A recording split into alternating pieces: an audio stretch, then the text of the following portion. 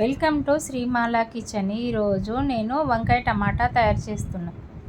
ఆవాలు, జీలకర్ర, ఉల్లిపాయ, ఎల్లిపాయ అండి వేసి ఒక 2 నిమిషాలు మంచిగా వేగనివ్వాలి. తర్వాత 2 పచ్చిమిర్చి వేసి మంచిగా కలపాలి. వంకాయ టమాటా చాలా మంచిగా ఉంటుందండి. నేను పొడు వంకాయలు తీసుకున్నానండి. ఒక 4 టమాటాలు వేసి కలపాలి. నేను ఇవి రౌండ్ వంకాయలు కాకుండా పొడు వంకాయలు తీసుకున్నాను. ఇవి చాలా టేస్ట్ ఉంటాయండి. 1/2 స్పూన్ పసుపు వేసి ఒక 2 నిమిషాల్లో మగ్గనివ్వాలి.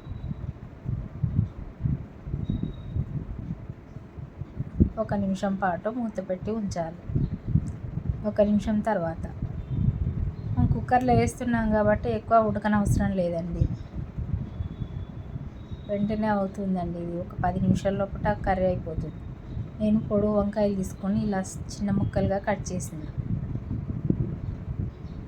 ఇవన్నీ వాటర్లో వేసుకోవాలండి కట్ చేసి, లేకుంటే నల్లగా అవుతుంది.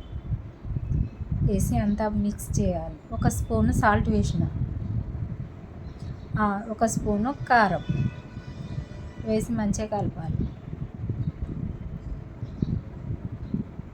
కొంచెం కొత్తిమీర ఆకు, ధనియాల పౌడర్ కూడా వేసిందండి. ఒక 5 నిమిషాల పాటు మంచిగా మూత పెట్టి సిమ్లోనే ఉడకనివ్వాలి. విజిల్స్ పెట్టద్దండి. విజిల్స్ పెడితే అంత ఆయిల్ అంతా బయటకు వెళ్ళిపోతుంది. సిమ్లోనే ఇలా ఉడికించాలి.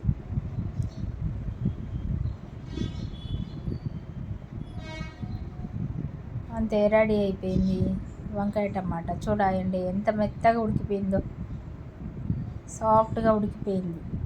సిమ్లోనే పెట్టడం వల్ల మంచిగా ఉడుకుతుందండి. ఇక రైసు, పాపడ్ చేసిన. ఈరోజు ఒక్క పొద్దండి నాకు. వంకాయ టమాటా పాపడ్, వేడి వేడి అన్నము, వంకాయ టమాటా పాపడ్.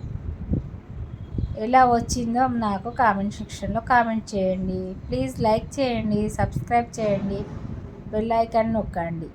Thank you.